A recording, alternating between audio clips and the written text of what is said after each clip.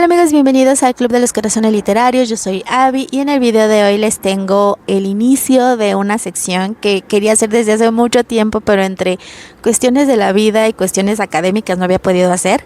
Esta sección se llama Autoras en la Sombra y en esta sección vamos a hablar acerca de estas autoras que han vivido en la oscuridad del patriarcalismo. Del sistema patriarcal, más bien.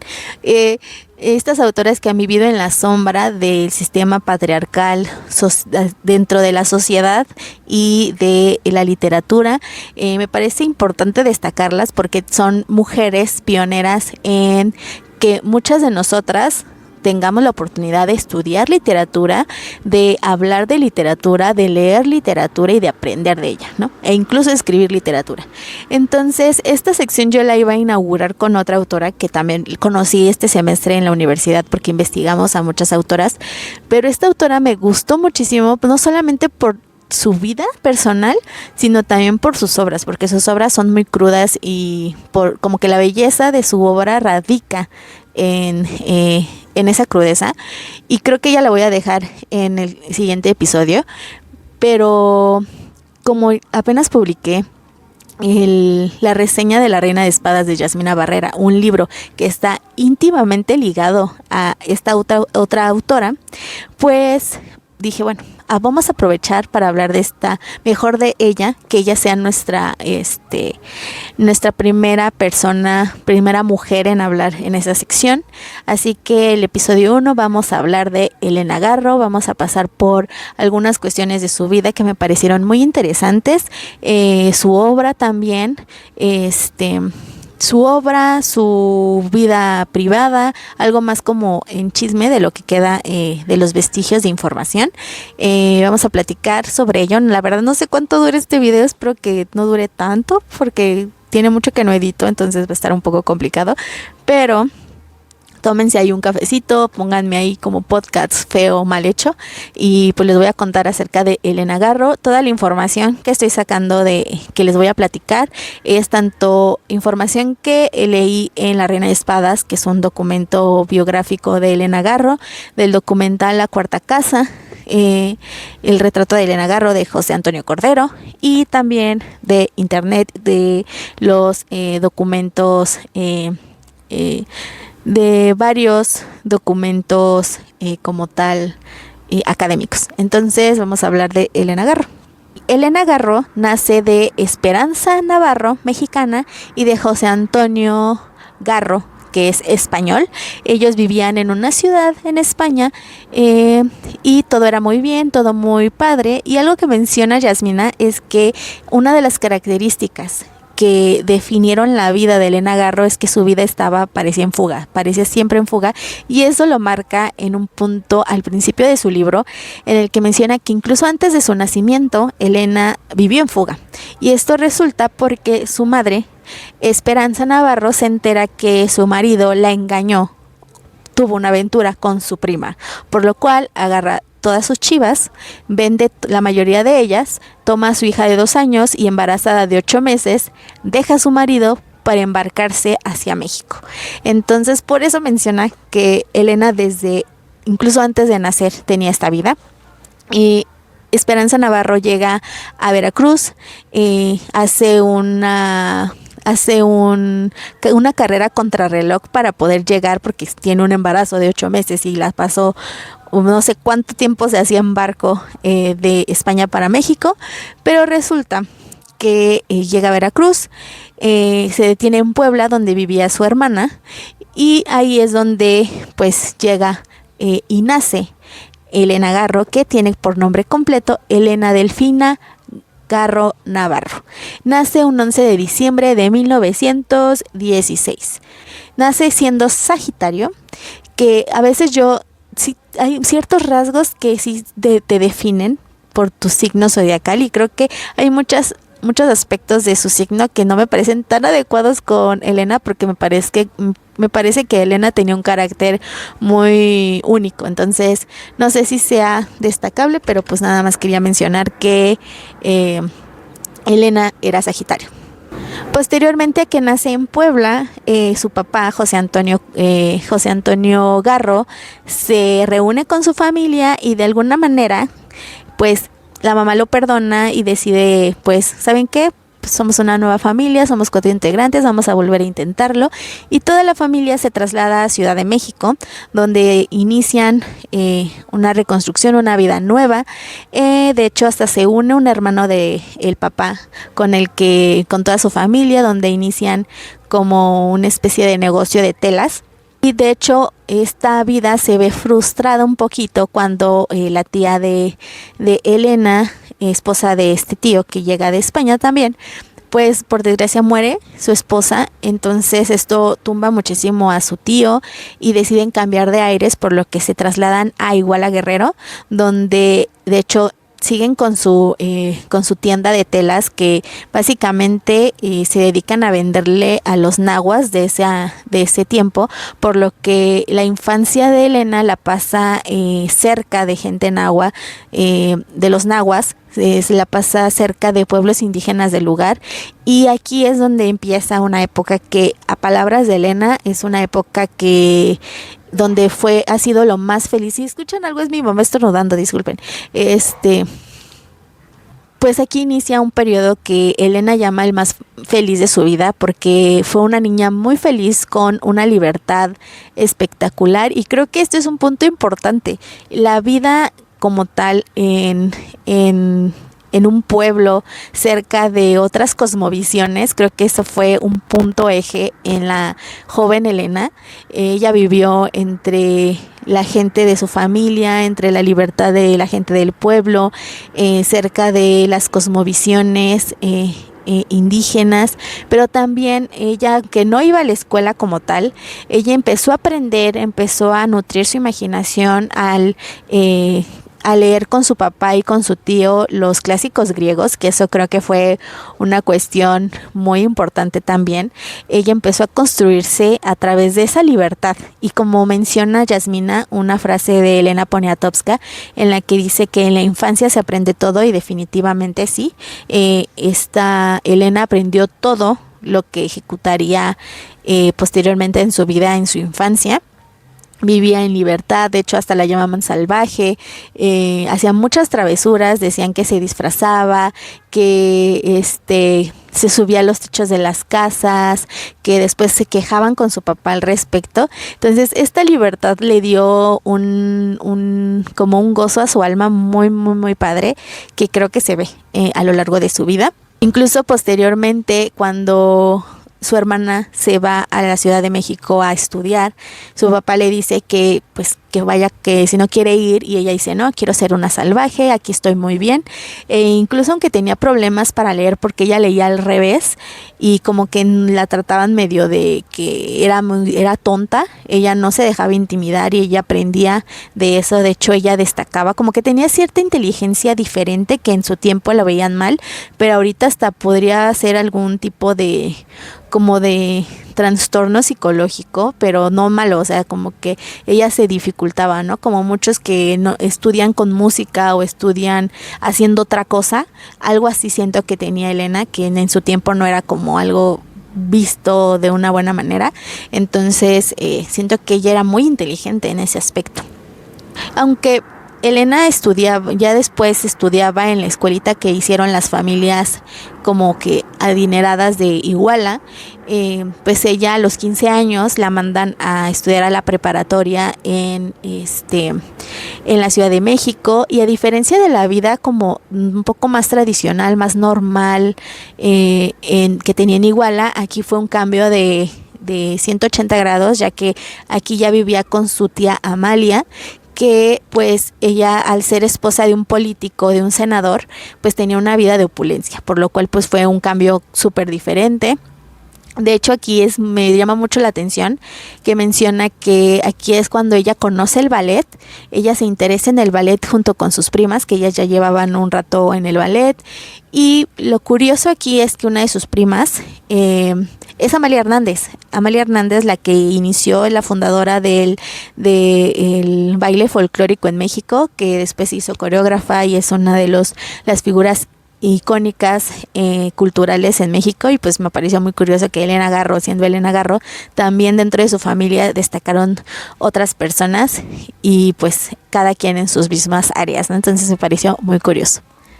Posteriormente, que termina la preparatoria, ingresa a la Facultad de Filosofía y Letras en la UNAM. Y ahí empieza como un descubrimiento acerca como de las áreas de la literatura que más le interesan. Ella empieza a destacarse más por el teatro. El teatro es algo que le llama más la atención, e incluso en paralelo con el ballet, aunque el ballet posteriormente lo deja.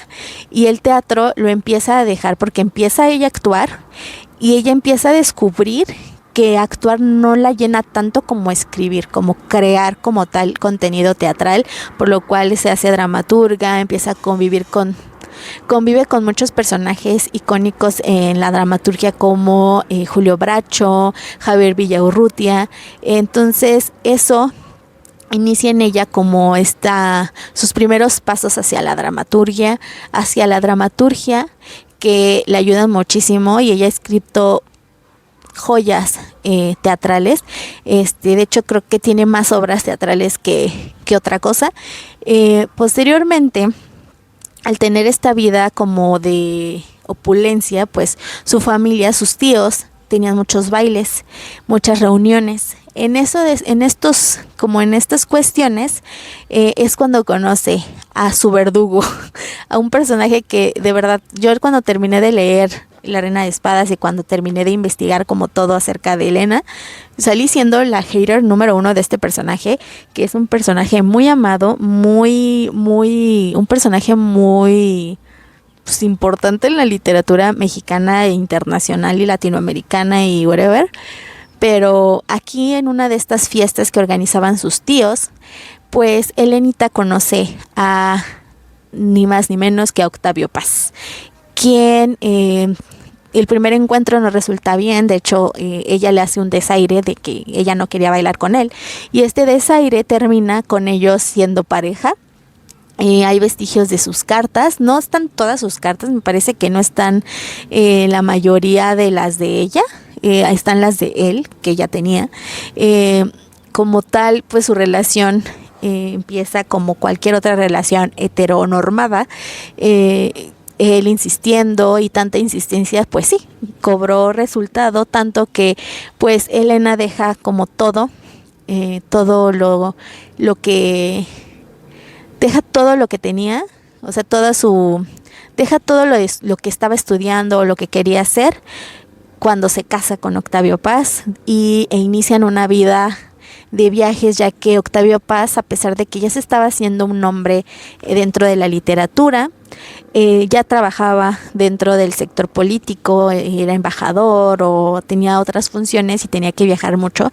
Entonces en ese proceso pues ella ya era la esposa de Octavio Paz y tenía que ir con él a todos lados. Tienen una hija, Elenita Paz, y pues inicia este es el inicio de una relación muy tóxica, muy fuerte, que pues como que se habla muchísimo de ella, y que pues, yo no quería como tanto destacar porque siento que ya de por sí Octavio Paz ha opacado la figura de Elena Garro más que suficiente para que yo agregue más, pero pues sí quería como que mencionar esto. En algunas cuestiones esta Yasmina también menciona esto de que algunas cartas, algunos testimonios de la misma Elena o de Octavio y demás gente, pues sí menciona como tal que había mucha toxicidad entre ellos, desde infidelidades de ambos, malos tratos, y me llamó mucho la atención que pues yo sí creo que hubo una postura muy fuerte de Octavio Paz hacia Elena, porque vivían en un tiempo social en el que estaba permitido y era bien visto. Había unos beneficios al ser un hombre en esa época, por lo cual pues él tenía permitido hacer lo que él quería, ¿no? Entonces había cosas que me llamaron mucho la atención. Por ejemplo, Elena era vegetariana, desde muy niña fue vegetariana, y este señor le decía, Hitler también era vegetariano, o sea, alegando de que pues que también ella era como Hitler, ¿no? Y era como de che viejo estúpido. Posteriormente también vi que le hablaba mal, o sea, si ella escribía algo de poesía, él se la destruía y algunas cosas que ella escribía, él las tomaba y las recreaba bajo su obra, ¿no? O sea, como que tomaba inspiración de la obra de Elena para hacerla propia y es como de, qué más nos está ocultando este señor? Ejercía violencia, violencia como tal económica, violencia psicológica. De hecho, le decía que por qué no se desvivía para que él pudiera hablar bien de ella, porque se habían como que destruido ellos, o sea, era una broncota. De hecho, las infidelidades también eran parte de su relación, tanto de él como de ella. De hecho, mencionan mucho a Bioy Cázares, una figura importante en la literatura, casado, tenía una affair con Elena. De hecho, hasta Elenita tuvo una situación en la que estuvo embarazada de Bioy Cázares y al ver que eso no se iba a mover a ningún lado, pues decide terminar con el ingeniero. Y pues esto pues sí también era un contraste, tanto como que en la vida de Elena, porque pues ella era muy cristiana, muy católica y pues desvivir ingenieros no está bien visto. Entonces, pues ella de alguna manera pues como que lo transformaba para que no fuera, o sea, pues eran cosas que tenía que hacer para poder sobrevivir. Igualmente me acuerdo que cuando fue ese episodio de lo del niño, lo del ingeniero, pues Octavio la amenazaba así como de que te lo voy a quitar porque pues lo voy a hacer pasar por hijo mío, etcétera. El chiste es que este señor fue un maldito y lo creo porque vivía en un momento social y político en el que él tenía el poder y pues Elena no podía hacer más nada. Entonces lo creo y yo soy hater número uno de ese señor. Yo sé que ha escrito cosas muy buenas, o sea, sí, pero como les digo, yo no soy una persona que crea que se deba separar la obra del autor, porque es importante la vida del autor, la vida de estas personas, los que pasaron lo que pasaron en su vida se ve reflejado en sus obras. Como les digo, en Elena, su infancia va a tener una relevancia en sus obras. Y Octavio también. Entonces yo no puedo leer a este señor ya. De hecho, aquí en Ciudad de México, donde vivo, hay una estación de metro en donde está lleno, tapizado de frases de Octavio Paz. Y yo entro y me da una muina, me da un coraje nada más leerlo. Y siempre que paso le hago así porque no lo soporto. Pero bueno, termina después su relación, obviamente. Terminan divorciados. Y esto, más que darle como que cierta libertad a Elena, sí la deja en un punto medio vulnerable porque ya no hay como que alguien como que responda en cierta manera por ella en un momento en donde México estaba pasando por una situación política muy difícil, y es cuando más se mete en una situación porque Elena era muy outspoken, muy abierta a hablar de temas políticos, sociales, y se mete mucho en las luchas agrarias que había en su momento. Y es en ese punto en donde Elena se hace muy abierta a hablar cuando sucede el movimiento estudiantil del 68, que todos sabemos qué pasó en ese movimiento, y ella se hace blanco. Ella, por hablar de más, hablar mucho más, se hace blanco de la política, se hace blanco de la prensa, y entonces la empiezan a involucrar en eso, y esto la pone en un peligro tan grande, tan fuerte, que se tiene que ir con lo que lleva puesto de México. Y esto la puso en un target bien difícil. Como les digo, se tuvo que ir y vivió en un exilio político y social de muchísimos años. Ya ella regresa ya cuando ya era una persona mayor a México mucho tiempo después. Pues entre la prensa y la política, pues la acusaron de estar dentro de la conspiración y todo. Entonces, como les digo, se exilió tanto en Estados Unidos primeramente como en Europa, específicamente en Francia, donde vivió más de 20 años. Es cuando ya posteriormente a ese exilio, que pues entre ella y Elenita Paz pues sobreviven. De hecho, Elenita es como un muégano con Elena Garro. Siento que más que su hija, creo que se complementaban muy cabrón, en cuanto como que se hicieron más amigas y hermanas que madre e hija. Un dato curioso que se me olvidó agregar fue que pues en su exilio las dos Helenitas pues sí la sufrían en cuanto a lo económico, eh, y pero también era bastante curioso que cuando les llegaba un dinerito y que les podía que cuando lo recibían lo gastaran en alguna necesidad básica o algo así, pues mis niñas no, mis niñas se lo gastaban en ropa de marca y cosas banales, y pues las amo. Entre que Elena Paz se iba a trabajar, tenía trabajillos en Francia, leía cartas para sus amigos adinerados y ahí se ganaba un dinerito.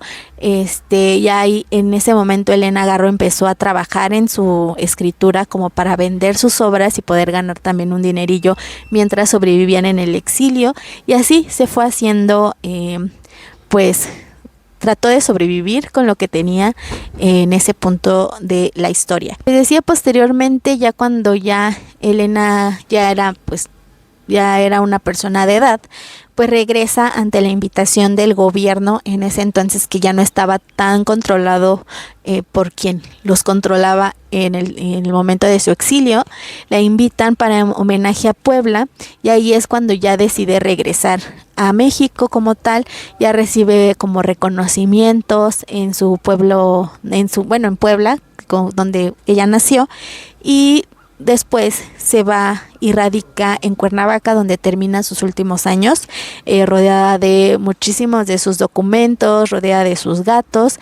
Y bueno, ya es en este punto donde ya ella empieza a recibir reconocimientos, ya su obra se empieza a escuchar, y eso es algo que me llamó mucho la atención, y es algo que concuerdo con Yasmina, que yo me acuerdo en la escuela, en la secundaria, que de repente te empiezan a acercar a los libros. Nunca oí ni mencionar a Elena Garro. Entonces ella vivió en una sombra política social, en un exilio también literario, muy fuerte. O sea, hasta el punto en que está este momento, en los 2000, posterior a los 2000, se está reconociendo su obra, y me parece destacable. Hablando de Elenita Paz, que también ella fue escritora, y murió en años pasados, murió después de su madre. Elenita me pareció una figura muy importante en la vida de su madre. Creo que más, como les digo, más que su madre e hija, eran como compañeras y cómplices. Igual ella pasó por una situación muy, muy, muy, muy fuerte. Ella fue víctima por parte de un familiar del lado de Octavio, y de hecho hasta mencionan una situación con la abuela de Elenita Paz, que esa señora se debe estar pudriendo en el infierno, porque qué mala persona era y qué mala mujer era. Pero creo que también Elenita Paz merece reconocimiento por sus obras y por su vida, y por ser hija de dos personas que, quieran o no, pues eran personas creativas e inteligentes, y que plasmaban arte en sus palabras. Entonces, bueno, vamos a hablar un poco acerca de su obra. O sea, ya hablamos de su vida, qué definió a Elena, pero también es importante hablar de su obra, porque es a lo que estamos aquí. Ella se destacó, como le decía, en la dramaturgia. Escribió muchísimas obras de teatro. De hecho, en ciertas materias de mi carrera hemos visto y leído algunas de sus obras. Me destacó mucho El Árbol, que uno de los trabajos que más investigamos fue El Árbol, porque tiene esos como esos giros fantásticos que no se habían visto en muchas obras, y más dentro del boom latinoamericano. No se había visto que usaran como tal la fantasía como tal. Entonces, en dramaturgia tiene muchísimos trabajos importantes. También en la novela aquí hice unas anotaciones. Su obra más famosa es Los Recuerdos del Porvenir, que fue escrito y publicado en 1963.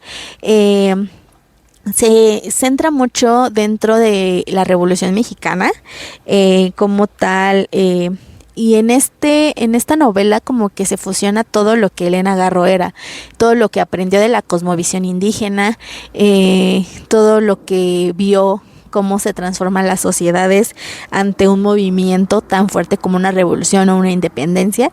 y pues ella la catalogan, y creo que este es el ejemplo perfecto, que ella fue la que inició este movimiento de el realismo mágico. El realismo mágico, que me parece muy interesante el cómo ella es pionera en realizar el realismo mágico. No todos los autores se prestaban para eso, y creo que hay que tener una agilidad como tal para escribirla, y creo que sí tiene que ver eso de que se crió cerca de personas indígenas, porque su cosmovisión es eso, es realismo mágico. Y que ella lo implementara me pareció increíble. Como les decía, Los recuerdos del porvenir es su obra más destacable. La Semana de los Colores es un ejemplo, pero ahora de los cuentos de Elena Garro, ya que no solamente se destacó en novela y en obras de teatro, también en cuentos. La Semana de los Colores es como una antología de 13 de sus cuentos. Hay uno en específico que hace una reescritura muy específica de La Malinche, que me encantó. O sea, yo fan de eso, de que hay figuras femeninas que las tildan de ser malas para su tiempo, pero en realidad fueron víctimas. Entonces me parece muy destacable, porque también Elena, dentro de todo lo que ella era, también tenía puntos feministas siento que muy que se tenían que trabajar más, pero estaban adelantados a su tiempo. Entonces me pareció muy interesante que ella empezara en sus libros a hablar sobre ello. Incluso también en esta cosmovisión de los animales, habla desde puntos de vista de animales.